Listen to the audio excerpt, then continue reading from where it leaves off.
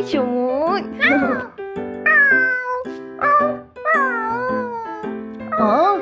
Apa kau cakap ni? Oh, apa dia? Kau ni cakap apa?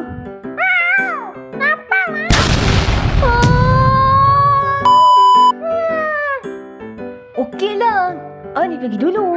Tak payah cari. Ali pergi kedai jap.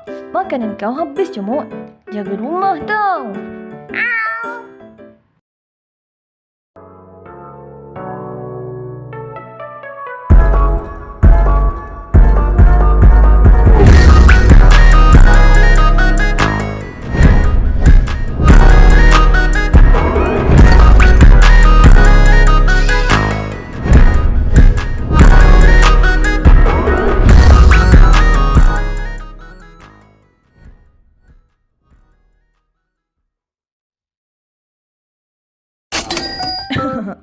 Thank you, Akak.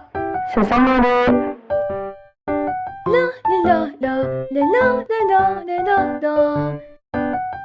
Mesti Comot suka aku belikan ni.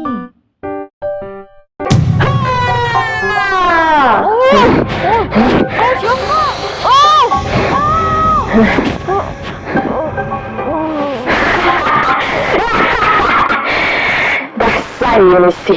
Okey, bawa dia kat mari. Okey.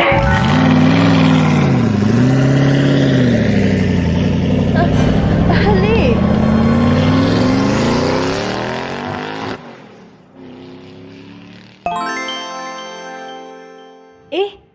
Kau belanja juga, Sam?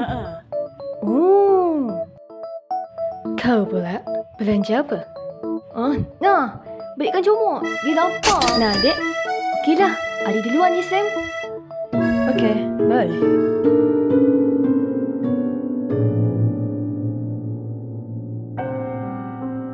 Guys, help me. Ali kena tangkap. Kok bisa? Macam mana ceritanya? Macam kau Sam, betul lah.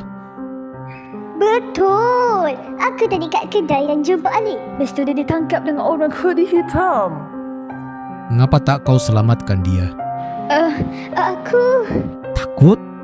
Cih, penakut. Kau pasti dia kena culik. Betul weh. Jadi macam mana ni? Aku akan cek status lewat telefon dia. Aduh. Iman, Rudy dan Moon tengah pergi kedai Sam. Nak investigasi dekat situ.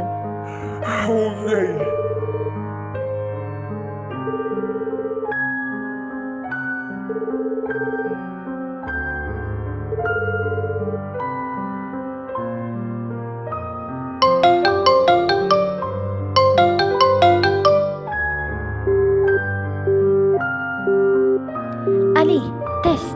Okey, aku dah dapat location. Tunggu aku, Ali. Guys, aku dah dapat location Ali. Jom kita gerak. Jom.